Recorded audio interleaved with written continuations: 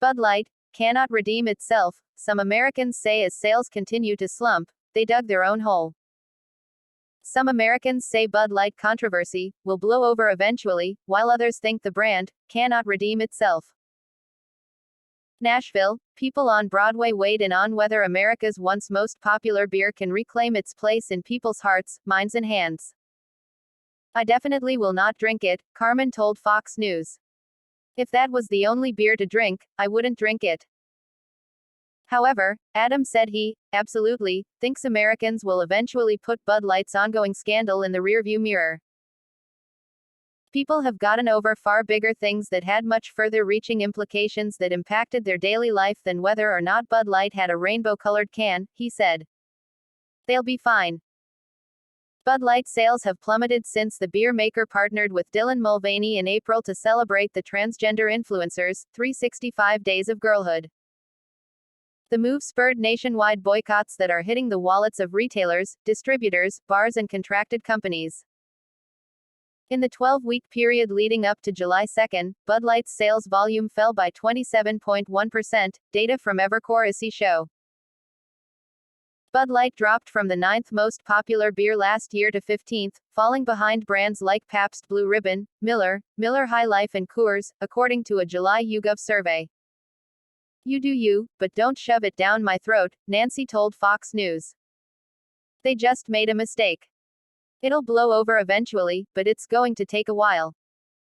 However, Rose said she supported Bud Light's decision to partner with Mulvaney. "I think anything that is going to show representation for a group of people, I don't think there's anything wrong with that," she said. Jane told Fox News the brand cannot redeem itself. "They dug their own hole," she said. "A lot of people are upset about it and are not buying anything Anheuser-Busch, and that's okay. I think we have that right." Fallout from the partnership spilled over into other Anheuser-Busch products, which are also suffering sales declines. Budweiser's sales volume dipped by 13.5% and Busch Light's declined by 9.8% between April 2 and July 2, Evercore ISI data show. Collectively, Anheuser-Busch InBev beer sales were down 15.4% over the same period. "I think it'll blow over in time, but it definitely hurt Budweiser," Darren said. Despite disagreeing with the brand's decision, Patty said her husband remains a Bud Light loyalist. Anheuser-Busch has tried distancing itself from the controversy since the public backlash began. CEO Brendan Whitworth said in an April statement, "We never intended to be part of a discussion that divides people. We are in the business of bringing people together over a beer."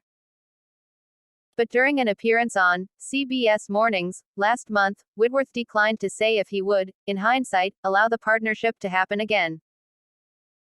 Former Anheuser-Busch president of operations Anson Frericks in recent weeks has repeatedly said Whitworth should be replaced for his poor response to the controversy. "Whitworth has clearly shown himself to be incapable of solving the Mulvaney crisis," Frericks wrote in an op-ed published in the Daily Mail earlier this month. "It's time he did the right thing and stepped aside to make way for someone capable of righting the sinking Bud Light ship." Patty said she didn't know if removing the CEO is the correct remedy for the brand. "He has the right to do what he wants to do, and people have the right to drink it or not to drink it," she said. Carmen told Fox News replacing Whitworth would be too extreme, even though she disagrees with his actions. "Maybe he could redeem himself by changing things," she said.